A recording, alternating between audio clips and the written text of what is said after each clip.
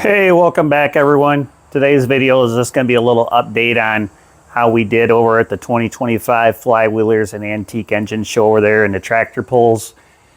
We took our Super C over there and we pulled in the 3,000 pound farm and field, and we took the H over there and pulled in the 4,500 farm and field. We also took the A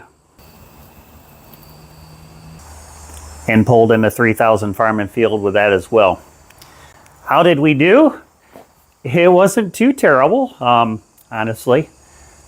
The first day we went out Friday, it took a little bit to get the track right, and it worked out for us as far, well, even in the H here in 4,500, they started out and they went heavy to light, so the heaviest weight class they go is 9,000 pounds in our tractor club, and it was a little bit for, we could get in the 4,500 pound class. There was a lot of people competing in the 4,500, and eventually down toward the end of the night we were in 3,000 and they go down to 2,500.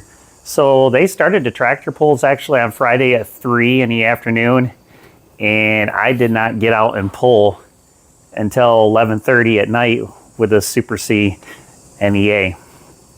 So how did it go? Well, the H here, it actually did better than it ever has before. The furthest I went with this was 180 feet. And when we went Friday, we pulled 208 feet with this. Now, mind you, this tractor is all stock and has had nothing done to this thing. The motor, as far as I know, hasn't even been cracked open on it. When we went to the 3,000 farm and field, after some adjustments last year, I had problems getting traction with a Super C after all the engine work we did on this. I think the best pull I got with this was 207 feet last year, and I'd get down the end of the track. I didn't have weights on the wheels, and eventually it would just start digging holes in the track. It was kind of funny in a way because I could sit there with a throttle, and it'd just sit there and spin the wheels. It wouldn't go nowhere. Well, this year we made the changes. I put some wheel weights on this, and they're 145 pounds each, and I tell you what, that made a world of a difference in this tractor as far as it hooks up. So that first night the track was really good. After all the big tractors come out and laid down, we went 283.11 feet with this. So that was definitely a great pull for this tractor. This thing just hooked up and went down the track really well, and basically it was the way it should be. I just got down to the end of the track, and I started to run out of motor with it. Now I'm like, great, I think with a little more changes I might have been able to get a full pull out of this tractor. Maybe a couple little minor adjustments to the carburetor on it, I could have changed that. But the A, that did absolutely horrible. I only went 98 feet with it. There's two sets of weights on the back of this tractor. The motor is tired on top of it, and it just didn't have the muscle to go the distance down the track. So after we finish that Ford 9N up, we're gonna do some work on that A, and we're gonna put an overbore kit in that tractor, and we're gonna get some more power out of that guy right there. And I had this thing weighed in. It weighed in at 3,050 pounds. I think that's too much for that tractor. I'm going to get it down to where I can pull in 2,700 farm and field with it. I think that would be good for that tractor.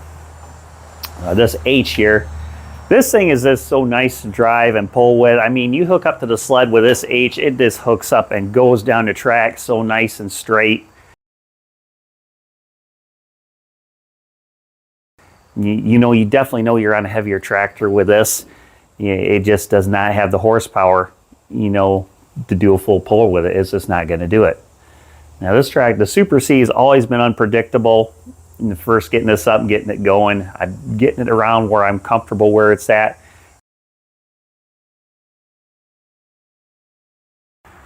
Now the next day we went out Saturday. It was a totally different track. I mean, by the time we were done at midnight Friday, the track was awesome. It was great. And I think if the next morning, Saturday, they got up and they chiseled the whole track up and redid it, and it just changed everything for us. So we went out and we pulled with the H first. I got 191 feet with this, and when we got to the Super C, I got 231 feet with this. And what happened, get down the track, it's a clay track, and you could just see when the wheels would start spinning, that clay was just clumping up underneath the wheels on it. It was just, yeah, they should have just left the track alone. You know, it would have been great. So being with those kind of track conditions, I can't think of anything that I could have did different with this tractor. I drove it the same exact way I did Friday night. I even fouled the same line I had, and it just broke loose down the end of the track, getting caught up in that loose clay, and just, yeah, then you're done.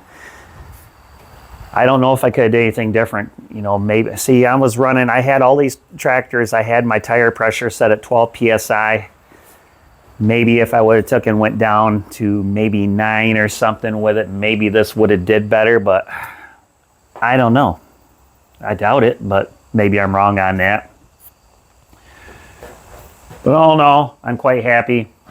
We got first place Friday night in 3000 Farm and Field, and Saturday night in 3000 Farm and Field, we got third with a Super C. So quite happy with that.